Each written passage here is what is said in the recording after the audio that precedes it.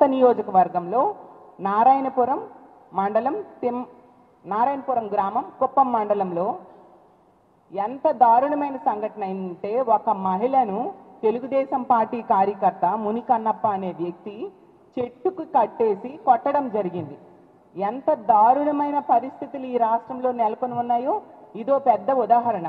అసలు నిజంగా ఇలాంటి సంఘటన జరగడం, సాక్షాత్తు ముఖ్యమంత్రి గారి సొంత నియోజకవర్గంలో ఇలాంటి సంఘటన జరగడం నిజంగా చాలా దురదృష్టకరం, చాలా బాధాకరం.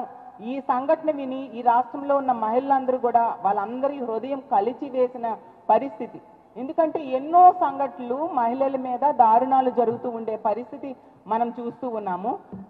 సాక్షాత్తు ముఖ్యమంత్రి సొంత నియోజకవర్గంలో ఎలాంటి సంఘటన జరుగుతూ ఉందంటే ఇంకా రాష్ట్రంలో ఉన్న మహిళలకి రక్షణ ఎక్కడ ఉంటుందని నేను అడుగుతూ ఉన్నాను.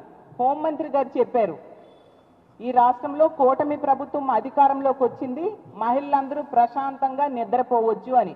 సాక్షాత్తు ముఖ్యమంత్రి గారి సొంత నియోజకవర్గంలోనే ఒక మహిళ ఇలాంటి పరిస్థితులను ఎదుర్కొంది అంటే ఇంకా రాష్ట్రం అంతా ఎక్కడ ప్రశాంతంగా నిద్రపోతారు హోమ్ మినిస్టర్ గారు అని అడుగుతున్నా.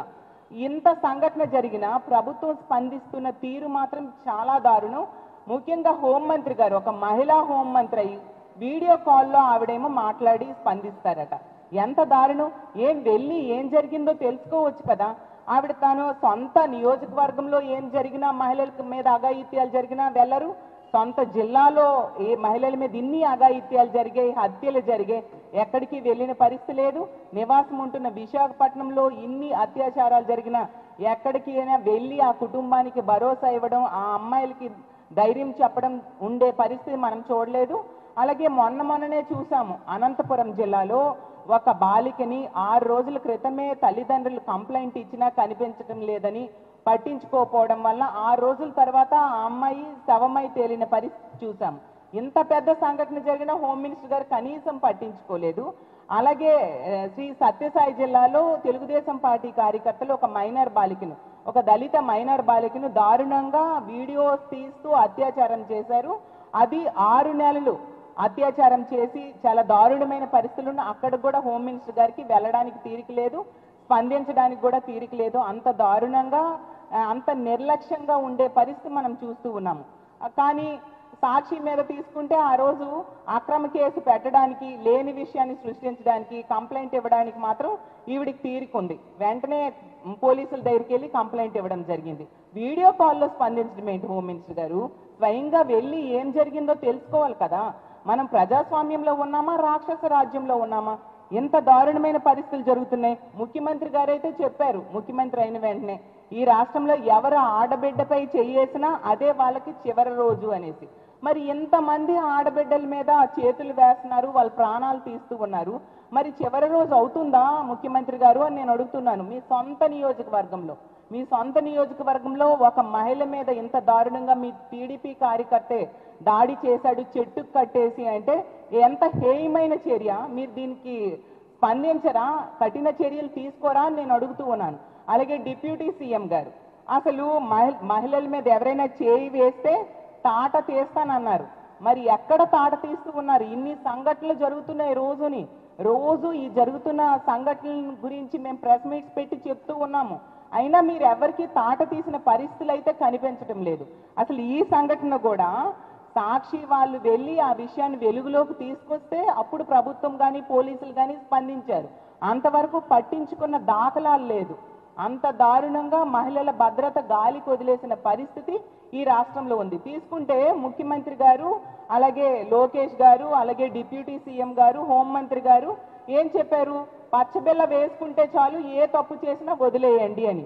అలా వదిలేయండి అని చెప్పడంతో ఈ తెలుగుదేశం పార్టీ కార్యకర్తలు ఈరోజు కాలకేయుల్లా మారిపోయారు.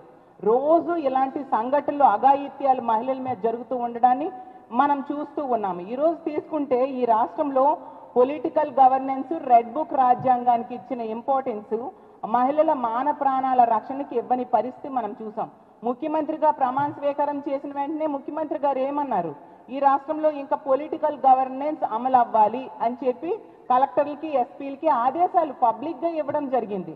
దాంతో కార్యకర్తలకి భయం ఎక్కడ ఉంటుంది? అసలు ఇన్ని వరుస సంఘటనలు జరుగుతూ ఉన్నాయంటే దానికి కారణం ఏంటి?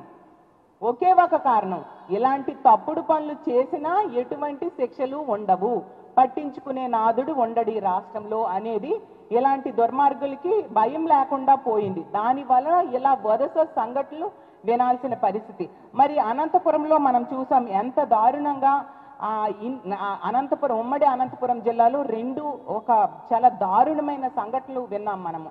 ఒక అమ్మాయిని హత్య చేయడం, ఇంకో అమ్మాయిని 6 నెలలు అత్యాచారం చేయడం. కనీసం రాష్ట్ర ప్రభుత్వంలో ఎవరైనా వెళ్ళి ఆ కుటుంబానికి పరామర్శలు చేశారా? ముఖ్యమంత్రి గారు కానీ, హోంమంత్రి గారు కానీ, స్థానిక మంత్రులు కానీ ఎవరైనా పరామర్శ చేశారా? ఆ కుటుంబాలకు ధైర్యం చెప్పారా? ఒక ఆర్థిక భరోసా ఇచ్చారా? అసలు ఈరోజు అసెంబ్లీ సాక్షిగా మీరే చెప్పారు, రోజుకి 70-80 సంఘటనలు ఇలాంటివి జరుగుతున్నాయి, గంటకి 3-4 సంఘటనలు మహిళల మీద అఘాయిత్యాలు జరుగుతున్నాయి అన్నప్పుడు ఇన్ని సంఘటనలు ఏ ఒక్కదానికైనా మీరు స్పందిస్తున్నారా? అసలు ఈ రాష్ట్ర ప్రభుత్వం స్పందిస్తున్న తీరు అత్యంత దారుణంగా ఉంది కాబట్టి ఇన్ని భయంకరమైన సంఘటనలు ఈ రాష్ట్రంలో వినే పరిస్థితి కల్పించారు. గతంలో చూసాం తెలుగుదేశం పార్టీ కార్యకర్తలు ఇదే మన విశాఖపట్నం జిల్లాలో, ఉమ్మడి విశాఖపట్నం జిల్లాలో పెందుర్తిలో అయితే ఒక మహిళనేమో వివస్త్రం చేసి తెలుగుదేశం పార్టీ కార్యకర్తలే దాడి చేయడం జరిగింది. అలాగే చింతమనేని ప్రభాకర్ అనే తెలుగుదేశం పార్టీ ఎమ్మెల్యే వనజాక్షి అనే మహిళను జుట్టుపట్టి ఈడ్చి కొట్టడం మనం చూసాము. అలాగే మొన్న రాజమండ్రిలో ఎమ్మెల్యే తాలూకా అనుచరుడే ఒక టీడీపీ కార్యకర్త ఒక మహిళను గర్భవతిని చేసి అబార్షన్ చేయిస్తే ఆమె కంప్లైంట్ ఇచ్చినా కంప్లైంట్ తీసుకోని పరిస్థితి. మా పార్టీ నాయకులు దాని మీద ఆందోళన చేయడం జరిగింది, మనందరము చూసాం. అంటే తెలుగుదేశం పార్టీ కార్యకర్తలు ఎంత దుర్మార్గంగా వ్యవహరిస్తున్నారు, మహిళలని ఎంత దారుణంగా ఈ విధంగా ఇబ్బంది పెడుతున్నారు అనేది మనం అర్థం చేసుకోవచ్చు. ఇన్ని సంఘటనలు జరుగుతూ ఉన్నా, ప్రతి జిల్లాలో ప్రతిరోజు కూడా ఇలాంటి సంఘటనలు జరుగుతూ ఉన్నా ఒక మహిళా హోంమంత్రి అయిన హోంమంత్రి గారు ఎందుకు స్పందించట్లేదు? వీడియో కాల్లో స్పందించడం ఏంటి? స్వయంగా వెళ్ళాలి కదా, అవసరం లేని వాటికి ప్రెస్ మీట్స్ పెడుతూ ఉంటారు కదా. ఇన్ని అఘాయిత్యాలు జరిగినప్పుడు మీరెందుకు స్వయంగా వెళ్ళి వాళ్ళకి పరామర్శ చేసి ఓదార్పునివ్వటం లేదు అని నేను అడుగుతూ ఉన్నాను. అలాగే తీసుకుంటే ముఖ్యమంత్రి గారు ఎప్పటికైనా ఈ మహిళల రక్షణ మీద స్పందించండి, మహిళల రక్షణ కోసం రివ్యూలు పెట్టండి, సమీక్షలు చేయండి. ఇవి మీరు అధికారంలోకి వచ్చి సంవత్సర కాలం, ఒక ఏడాది గడిచింది, ఎప్పటికీ ఒక్క రివ్యూ కూడా మీరు మహిళల రక్షణ కోసం చేపట్టలేదు అనేది అందరికీ తెలుసు. ఒక్క రివ్యూ కూడా మహిళల రక్షణ కోసం చేపట్టకపోవడం వల్ల ఈరోజు ఇన్ని దారుణాలు జరుగుతూ ఉన్నాయి. పోలీసులందరినీ కూడా రెడ్ బుక్ రాజ్యాంగం అమలుకే ఉపయోగిస్తూ ఉన్నారు. అలాగే తీసుకుంటే పోలీసు అందరినీ కూడా కక్ష సాధింపు చర్యలకి వాడుతూ ఉన్నారు. ప్రతిపక్ష పార్టీ నాయకుల మీద అక్రమ కేసులు పెట్టడం, అలాగే అక్రమ అరెస్టులు చేయడం మీద దృష్టి సారిస్తున్నారు తప్ప మహిళల రక్షణ మీద కానీ ప్రజల రక్షణ మీద కానీ ఎటువంటి దృష్టి సారించట్లేదు, అలాగే ఎటువంటి చర్యలు తీసుకోవట్లేదు. ఎప్పటికైనా ఈ కుప్పం మండలం నారాయణపురంలో ఈ శిరీష అనే ఆవిడికి జరిగిన దారుణానికి మీరు స్పందించండి. ఈ సంఘటనకి మా వైఎస్ఆర్ కాంగ్రెస్ పార్టీ తీవ్రంగా ఖండిస్తూ ఉన్నాము. ఖచ్చితంగా ఆ కుటుంబానికి మా పార్టీ అండగా ఉంటుంది. ఈ ప్రభుత్వం ఇన్ని పదవుల్లో మీరున్నారు, మీకు ఎందుకు ఈ పదవులు ఇచ్చారు? ప్రజల్ని రక్షించమనేసి, మహిళల్ని రక్షించమనేసి. అది చేయకుండా మీరు గాలి కొదిలేశారు, మహిళల మాన ప్రాణాలు గాలి కొదిలేశారు. ప్రతి సంఘటనలో కూడా ప్రభుత్వ నిర్లక్ష్యము, పోలీసుల వైఫల్యం క్లియర్గా కనిపిస్తూ ఉంది. ఎప్పటికైనా మీరు స్పందించి ఆ కుటుంబానికి అండగా నిలబడండి. ఈ తప్పు చేసిన దుర్మార్గులకి కఠినమైన శిక్ష వేయాల్సిన అవసరం ఉంది. అలాగే ఇన్ని సంఘటనల్లో కూడా మీరు కనీసం స్పందించట్లేదు. ఆ కుటుంబాలకు ఒక ఆర్థిక భరోసా ఇవ్వాల్సిన అవసరం ఉంది. ఈ రాష్ట్రంలో తీసుకుంటే 6 నెలల చిన్నారి నుంచి 60 సంవత్సరాల వృద్ధురాలి వరకు అత్యాచారాలకి, అఘాయిత్యాలకి, దాడులకి గురవుతూ ఉన్నారు.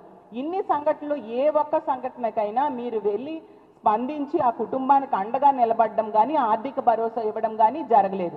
ఎప్పటికైనా రాష్ట్ర ప్రభుత్వం కళ్ళు తెరుచుకొని మహిళల రక్షణ మీద దృష్టి పెట్టండి. ఈ కుటుంబాలన్నిటి కూడా ఆర్థిక సాయం ఇవ్వాల్సిందిగా కోరుతున్నాము. ఇవే కనుక కొనసాగితే ఎప్పటికే ఈ రాష్ట్రంలో ఉన్న మహిళలు తమకిచ్చిన హామీలు అమలు చేయలేదు సరికదా, రక్షణ కూడా ఇవ్వలేని పరిస్థితిలో ఒక అసమర్థ ప్రభుత్వం నడుస్తూ ఉందని అత్యంత బాధపడుతూ ఉన్నారు. అసలు కూటమికి ఓట్లేసిన మహిళలైతే ఎందుకు ఓట్లేసామని బాధపడుతూ ఉన్నారు.